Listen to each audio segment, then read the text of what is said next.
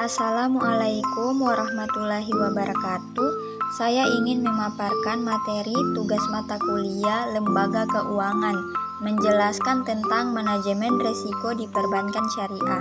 Dosen pengampu Cika Anggraini, SEME.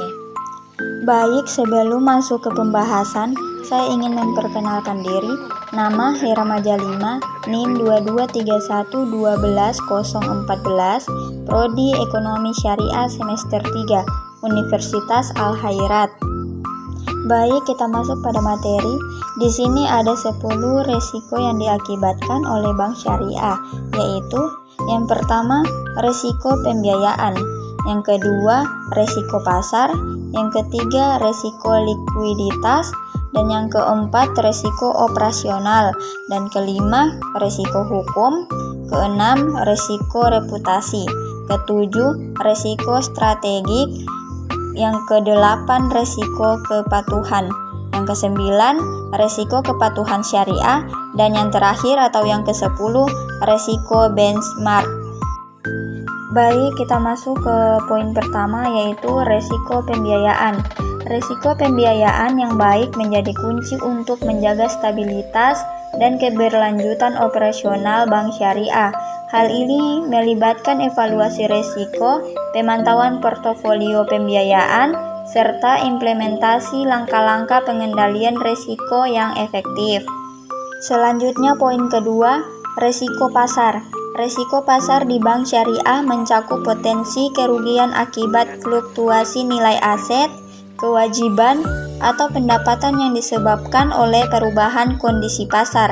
Resiko pasar dapat terkait dengan instrumen keuangan seperti suku, saham, dan instrumen lainnya yang bisa dipengaruhi oleh perubahan suku bunga, nilai tukar, atau faktor pasar lainnya. Selanjutnya poin ketiga, resiko likuiditas. Resiko di bank syariah mencakup potensi kesulitan dalam memenuhi kewajiban pembayaran atau pembiayaan yang seharusnya, baik karena kekurangan dana yang tersedia atau kurangnya akses ke pasar modal. Resiko ini dapat berasal dari sejumlah faktor, termasuk penarikan dana besar-besaran oleh nasabah, ketidakmampuan mendapatkan dana baru dengan biaya yang wajar, atau perubahan kondisi pasar. Selanjutnya poin keempat, resiko operasional. Resiko operasional di bank syariah melibatkan potensi kerugian yang timbul dari kegagalan proses internal, sistem, orang, atau dari peristiwa eksternal yang dapat mempengaruhi jalannya operasional bank. Manajemen resiko operasional mencakup penerapan kontrol internal, kebijakan prosedur yang ketat, pelatihan karyawan, serta pemantauan secara terus-menerus terhadap potensi resiko operasional. Tujuan utamanya adalah untuk mencegah, mengurangi, atau mentransfer resiko operasional agar dapat diatasi dengan efektif. Selanjutnya poin kelima, resiko hukum. Resiko hukum melibatkan pemahaman yang mendalam terhadap peraturan dan prinsip syariah yang berlaku, pemantauan perubahan hukum, serta penerapan praktik tata kelola yang baik untuk meminimalkan resiko hukum. Selanjutnya poin keenam, resiko reputasi. Resiko reputasi di bank syariah mencakup potensi kerugian akibat penurunan citra atau kepercayaan masyarakat terhadap bank tersebut. Manajemen resiko reputasi melibatkan pemantauan aktif terhadap umpan balik pelanggan, tindakan tanggap terhadap masalah reputasi, dan upaya untuk membangun dan mempertahankan kepercayaan melalui transparansi dan komunikasi efektif. Mempertahankan reputasi yang baik sangat penting untuk menjaga keberlanjutan bisnis dan mendukung pertumbuhan jangka panjang. Selanjutnya, poin ketujuh, resiko strategi. Resiko strategi di bank syariah melibatkan potensi ketidaksesuaian atau kegagalan dalam strategi bisnis yang dapat mempengaruhi pencapaian tujuan jangka panjang. Manajemen resiko strategi melibatkan identifikasi dan evaluasi resiko potensial, pengembangan rencana strategi yang tahan resiko, serta pemantauan terus-menerus terhadap perubahan dalam lingkungan bisnis. Tujuannya adalah untuk memastikan bahwa Strategi bisnis bank tetap relevan dan sesuai dengan tujuan jangka panjang, sambil mengelola dan memitigasi resiko yang mungkin muncul. Selanjutnya poin ke-8, resiko kepatuhan. Resiko kepatuhan di bank syariah melibatkan potensi ketidakpatuhan terhadap peraturan, hukum dan prinsip syariah yang berlaku.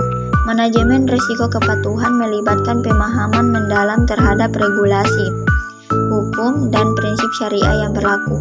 Bank perlu memiliki kebijakan, prosedur, dan mekanisme pemantauan yang kuat untuk memastikan kepatuhan penuh terhadap berbagai standar. Penerapan kontrol internal dan pendidikan karyawan juga menjadi bagian integral dari manajemen risiko kepatuhan. Selanjutnya poin ke-9, risiko kepatuhan syariah. Risiko kepatuhan syariah di bank syariah terkait dengan potensi pelanggaran terhadap prinsip-prinsip syariah dalam transaksi, produk, atau layanan yang disediakan oleh bank. Manajemen risiko kepatuhan syariah melibatkan pemantauan dan evaluasi kontinu terhadap produk, layanan, dan operasi bank, audit syariah, komite syariah, dan pendidikan yang terus-menerus kepada karyawan merupakan komponen penting untuk memastikan kepatuhan penuh terhadap prinsip-prinsip syariah. Selanjutnya poin yang terakhir yaitu poin yang ke-10, risiko benchmark. Risiko benchmark di bank syariah berkaitan dengan potensi ketidaksesuaian atau ketidakmampuan mencapai tingkat kinerja yang sesuai dengan benchmark atau tolak ukur yang telah ditetapkan. Manajemen risiko benchmark melibatkan pemantauan secara terus-menerus terhadap kinerja bank, pemahaman mendalam terhadap metodologi benchmark yang digunakan, dan penyesuaian strategi atau taktik bisnis jika diperlukan. Terima kasih telah menonton hingga akhir. Sekian video saya. Jika ada kekurangan, mohon maaf karena yang lebih hanya perasaanku kepada dia. Saya akhiri. Wassalamualaikum warahmatullahi wabarakatuh.